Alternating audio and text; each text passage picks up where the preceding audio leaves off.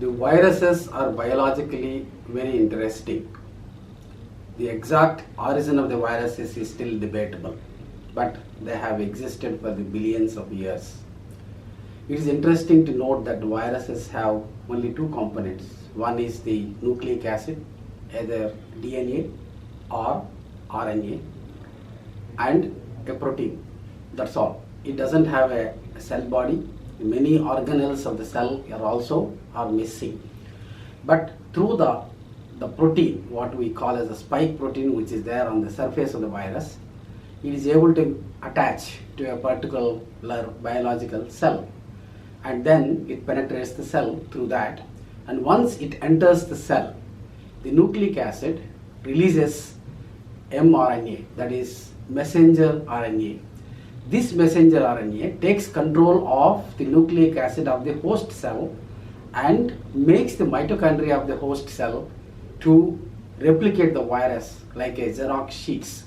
So there is multiple viruses will get replicated in the same format through the messenger RNA, and these virus replicates, once it is full, they break the cell and come and attack the next cell.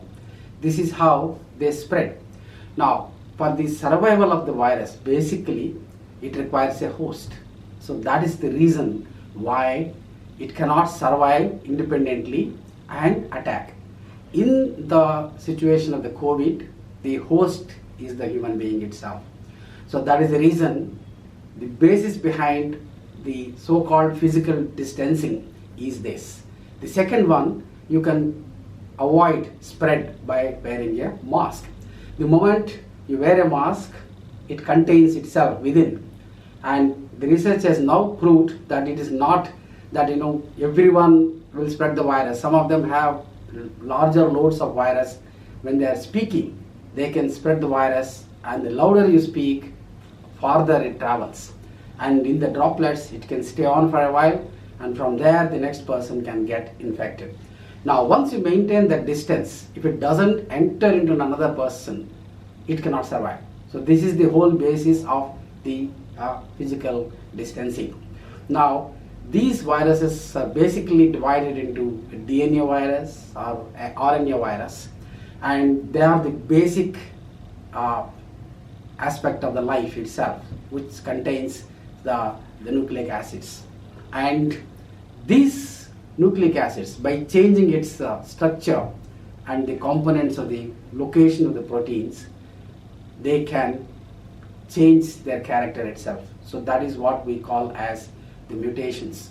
Now, viruses are known to mutate by just changing the organization of these RNA and the DNA.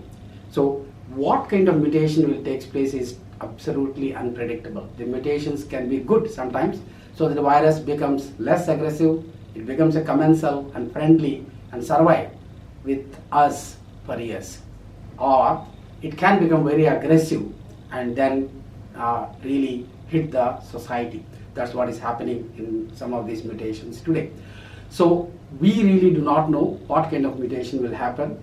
It could be second wave, third wave, fourth wave. So only the virus can decide that, not us. All that what we need to do is, number one, be disciplined so that you prevent the spread of the virus.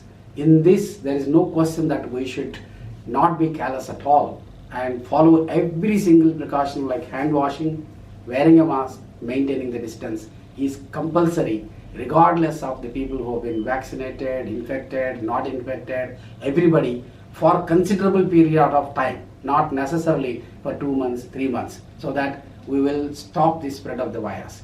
Number two, get vaccinated without any doubts, so that even though the virus can contract you, it may not cause a serious complication in you, so that it can die down. The third aspect is be prepared for any eventuality. I think this is something we all need to do collectively.